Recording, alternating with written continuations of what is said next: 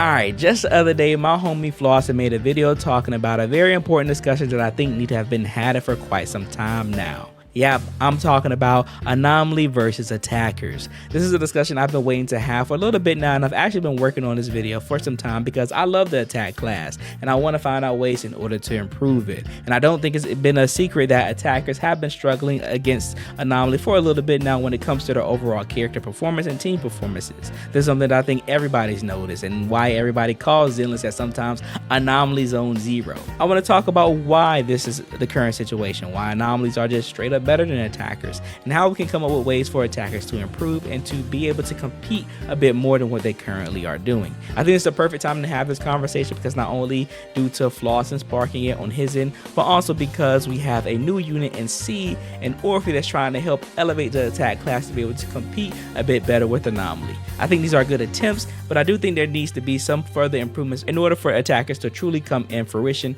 when it comes to competing with Anomaly characters. And so to start, I want to again just talk about why Anomaly is just straight up better, and I think the best place to begin this is how these classes overall deal their damage. But before we get into that, be sure to check out LD Shop to get the best discounts on your 2.0 pools. LD Shop is a formal top-up platform created by LD Player Emulator Group. They offer amazing discounts on a multitude of games through official partnership with Razor Gold, who is the official top-up partner of HoYoverse. This means that they're a safe and reliable platform for you to use, and so many players have left amazing ratings and reviews. Now I know you guys are already waiting to see how do you get those sweet Zenless deals. Well, all you have to do is click on Zenless Zone Zero at ldshop.gg and you'll see that there's a plethora of discounts to choose from at rates better than the official game. They offer deals for in and out memberships, you can grab character skins for a low price, and they even have massive discounted bundles that guarantee you the new limited character or their W engine. Now once you have an item you want to purchase, all you need to do is select your server region and enter your UID. Then bam, your currency should be loaded into your account in 5 minutes or less. Now something that I almost forgot to mention is that if you haven't topped up in Zenless before and you want to get that big bonus, if you do it on LD Shop, you'll not only still get the discounts that they offer, but you'll also get that big top up bonus in game. That's just a deal that you can't beat. So if you guys still need to grab those new units, be sure to use my link in the description or comment section below to receive their 15% off coupon, which can save you up to $50 towards the units that you want. When it comes to our attackers, they are limited to dealing a large majority of their damage to enemies during stun windows, while Anomaly deals most of their damage in and out of stun windows over the course of a fight. This was an aspect about each class that made them feel very unique, and it seemed like it was an equal trade-off at the time due to how their kits were designed. But over time, it became painfully noticed that agents that are able to deal damage at all times, no matter the state that their enemy is in, was in a lot stronger position due to their overall DPS being much higher by the end of most fights. Now you're probably thinking, aren't stunners supposed to be able to compensate for this since they're able to help attackers get to the next stun window much faster? And with that line of thinking, you're definitely right. But it's also important to realize that when it comes to the team dynamics between Anomaly units and attackers, you have to realize that attack units are sacrificing damage from another DPS agent to have a stunner on their team in hopes to trigger more stun windows so that one attacker can deal as much damage as they can. In theory, this sounds strong, and it technically is, but the only way one DPS can out damage two in any form of content is they would need enough buffs during the stun windows to allow them to essentially match the damage of two DPS, and or their supportive units will need to deal enough damage together outside of stun windows to make up that DPS. So far, the Zenless team has done the former by basically turning stunners into a unique form of support. These units get to the stun window faster, but they also offer substantial buffs like support units when these windows are triggered. Think of our lighters, our triggers, our Qingyis, our Jafufus. These are stunner slash support units that have been tailor-made in order to try to fix this overall issue with attackers. So far, this has been great, but it seems like it isn't enough due to how Anomaly characters are always raising the bar of their personal damage, which inherently makes the class stronger due to them being able to synergize with one another. This is one of the strongest aspects of Anomaly because every time a new Anomaly character comes out, this essentially helps every other Anomaly character within the class that's already been in the game. This is why you can see a lot of Anomaly characters continue to hold value and why most of them don't really sit too much lower than tier 0.5 and T1, outside of Grace of course. But but for the most part, all of them sit pretty up high together because they all synergize with one another and open up opportunities for them to grow and improve within the balance of the game. And I actually love that a lot about Anomaly characters, but that does hurt the performance of attackers in comparison to how well they perform in the overall course of the game. Because of this synergy, this is also why a character like Seed exists, because now the developers think that the only way for attackers to compete with the team structure they created for Anomaly is that they have to match the same exact energy. The only problem with this though is that most attackers kits don't offer enough DPS increase outside of stun windows to work as well, and if they are heavy on field units, having another DPS on their team cuts into too much of their rotation and overall damage, hurting this flow altogether. This is also why Seed is granted its same buffs like a support to compensate for this issue, but as we can already tell, in order for this dynamic to work a lot better, it will require a new version of attack units that fit this mode. This is why we've been seeing a lot of people lately have been stating that this whole synergy with Seed doesn't feel extremely great with heavy attacker for most people. Now to me, I actually like it a lot and I think it is pretty strong, but it's not something substantial and blown out the water as like having pairs like Alice and Yanagi work together. But I think it is somewhat pointing the attackers in the right direction to somewhat get to that position in due time. If I'm going to be honest, I think Orphe is currently looking like that new version of attack that we'll need in order for this idea to truly work. This is because she's an on-field DPS that provides buffs for her teammates, but more specifically Aftershock, which will directly allow her team to continuously deal a large amount of DPS in and out of stun windows. This also means that she won't be taking up any field time for the other DPS on her team, Seed, which makes this almost a perfect form of synergy with Orphe. If we get more DPS like this to pair with Seed and even more attackers designed like Seed in some way, this will allow this class to somewhat catch up in this one-sided race in due time. I don't think this is the only thing that they should do and the only thing that will allow this class to catch up, but it is one of the steps they need to make in order to offer attackers a chance to actually compete with Anomaly. Now you're probably wondering, well, why do I think attackers need so much in order to compete? And this is because when it comes to the Anomaly class, they are designed to be able to manipulate the core combat system that is integral to Zenless. Attribute Anomaly is a core system mechanic of the game that all agents have access to.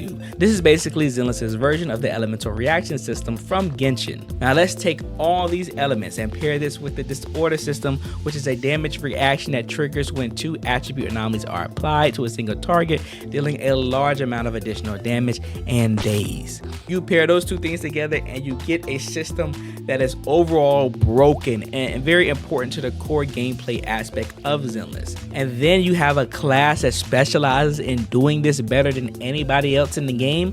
I think it's a no-brainer to understand why Anomaly is truly strong, because they are the game. This is one of the major points I wanted to bring up, because in Flossen's video, he basically stated that anomalies cheat the system, and he's not the only person that feels this way. I hear like a lot of content creators say this, but in my opinion, I don't think Anomaly cheats the system. I think that they are playing the game properly and everybody else is trying to figure out alternative ways to do so by cheating themselves, and so far they just haven't been as successful. And I think it's because when you look at the Anomaly class and how they're structured, they have been designed to properly utilize the system at hand, while every other class is basically Miles Morales trying to do their own thing. Sadly, this is hurting classes like attack and even defense, but I think this is more so because these classes at their core need a stronger foundation and supportive pieces in order for them to compete. They also need a stronger strategy that allows them to cheat the system better in order to compete with Anomaly. And I believe this is because the Anomaly system at hand is just so good that it's honestly going to be hard to beat it. So how do we beat it? How do we fix this overall issue for attackers? In order for attackers to truly compete against Anomaly, they need to be able to cheat the system better than the Anomaly class can play it. This is a class that is currently too honest right now in Zenless, so they need something that's either more unique to them or something that will allow them to take more advantage over Anomaly. For example, what if we finally make Aftershocks a true mechanic tailored to attackers that provide different supportive capabilities? Like we're already getting one that provides defense shred with Orphe, and then we already have Aftershocks that deal more stun. But what if we actually have one that grants more overall DPS buffs? Or what if we make it so Aftershocks that are triggered in the stun window slows down the stun timer? These are things that will be specific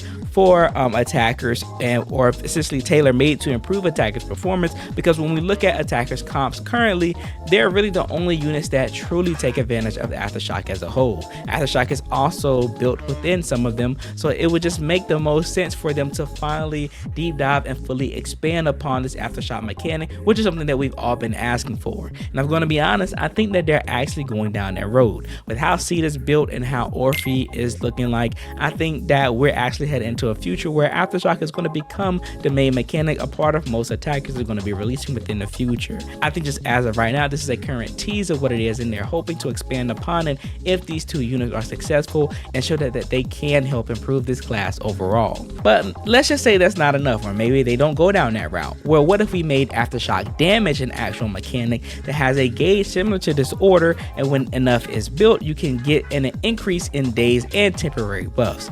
If you guys aren't familiar, and if you didn't see one of my previous videos, aftershocks as attacks and aftershock damage are two completely different things, and aftershock damage is something that's only tailored to Sambi. But what if we make it an actual core mechanic similar to like sheer damage and anomaly damage and all that good stuff?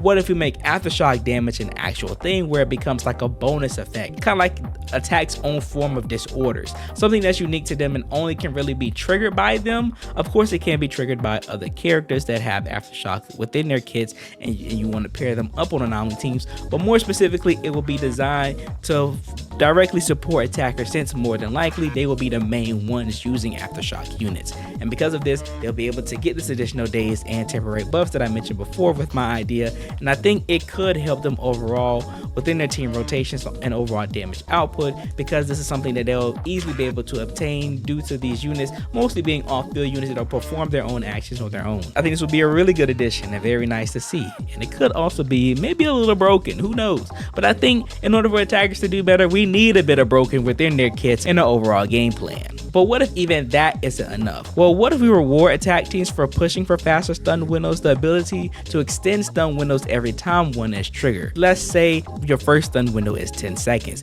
then the next time you hit it is 15 seconds, and maybe it's 20 seconds on the third one. Something like this where you're increasing the opportunity for these units to be able to deal more DPS within a small amount of time, which will overall increase their DPS throughout the entirety of the fight. I think this will be a nice addition and will make them feel a lot stronger in in-game content. And if you want to make this specifically tailored for them, I guess you can make this like something that becomes a default feature, a part of stunners, or maybe just something that you add a part of like a good amount of their additional abilities somewhere within their kit or within the core system itself. They could figure out a way to finagle this in some way somehow. But I think if you want these units to still be tailor-made to being really strong within the stun windows, we need to be able to make the stun windows feel more impactful, whether it be through the attack units themselves or the supporting units around them. But overall, that's all the buffs that I could come up with. I think the only other department that they could improve in order to make attackers feel stronger is by being able to create more designated content for them. Now, we just did get the Defiler, which is more so an attacker DA boss, but if I'm going to be honest, it's more tailor-made to just being a seed attack DA boss. But I think overall, we need more bosses and in-game content that's centered around just the attacker class as a whole to make them feel stronger, just like how they've been doing with Anomaly. We have a lot of things that are like Anomaly focused, so much to the point that a lot of the recent content we've been getting have been trying to like fight back against Anomaly. I think that's a very noticeable tale that lets you know that a lot of things have been too much Anomaly pit within the game, and it's caused a lot of the other classes to suffer, mostly attack. And I think because of this, we need a little shift of the pendulum. But I don't think that we need to completely shift into the attacker's favor. I just think we need to shift it to the point where both classes are competing well and it's more of a balanced competition between one another. But that's my overall thought on this whole thing and what I have to say about Anomaly versus Attack. I think this is a battle that's going to be going on for a while, and I think attackers are going to be holding this L for a good minute because Rupture is something that exists, and I'm pretty sure they're going to be starting shielding Rupture for the next foreseeable future. So it might be a while before we see any improvements for attackers, but I think that's okay. I think ending off attackers right now with Seed and Orphe will put them in a lot stronger spot than they were before. It will make some of our better attackers look a lot stronger, and I think we'll be left in a decent spot that I'll be okay with, that during this time they can focus on Rupture and give themselves more time to hopefully expand upon ideas to improve attackers in the future.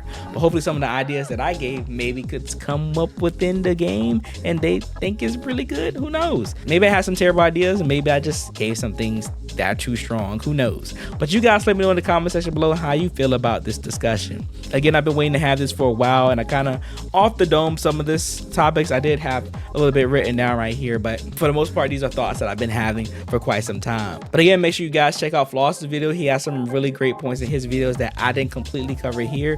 Like he talked about the ease of use of playing at Anomaly versus attackers and how characters like Yuzuha and stuff broke the system a bit. And he even gives his thoughts about how these characters deal damage and so on and so forth.